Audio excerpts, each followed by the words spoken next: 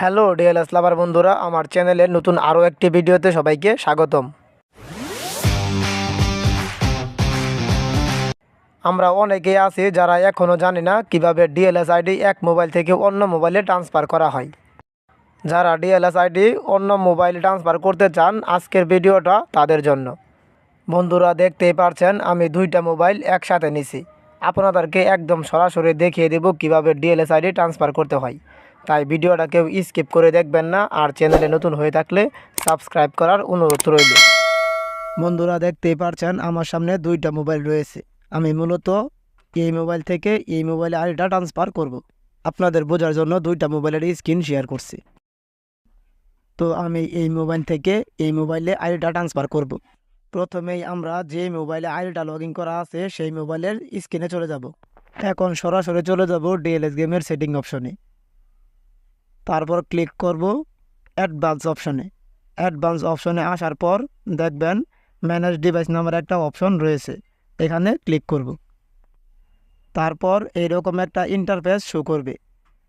এখানে যদি একটু দেখেন, তারা বলছে you can link your profile with up to 5 device. তার মানে হলো আপনার আইডিটা আপনি 5টা মোবাইলে লগ ইন করতে পারবেন। তারপর এই জেনারেট কোড অপশনে একটা ক্লিক করবেন। জেনারেট কোডে ক্লিক করার পর এরকম একটা ইন্টারফেস শো করবে। এখন যদি আপনার লক্ষ্য করেন, এই যে এখানে একটা 6 অক্ষরের কোড দেওয়া রয়েছে। কোডটির পাশেই রয়েছে এক্সপায়ার টাইম। এই কোড যার এক্সপায়ার টাইম হলো 5 মিনিট। অলরেডি কিন্তু এক্সপায়ার টাইম চালু হয়ে গেছে। 5 মিনিটের মধ্যে এই কোডটি অন্য মোবাইলে বসাতে হবে। অন্য মোবাইলে আইডি নেওয়ার জন্য কিন্তু আমাদের এই কোডটাই ব্যবহার করতে হবে। এখন আমরা যে মোবাইলে আইডিটা নিতে যাচ্ছি সেই মোবাইলে চলে যাব। তো আমি এই মোবাইলে আইডিটা নেব। এখন সরাসরি চলে যাব এই মোবাইলের সেটিং অপশনে। তারপর অ্যাডভান্স সেটিং।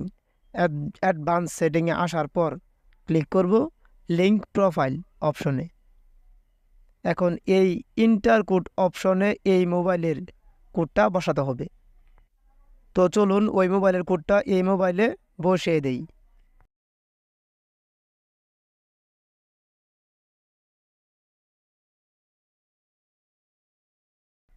হ্যাঁ, কোডটা বসানো শেষ। বসানো শেষে ক্লিক করবেন লিঙ্ক প্রোফাইলে, তারপর ইএস অপশনে। তারপর একটু লোডিং নিয়েই আইডি চলে আসবে।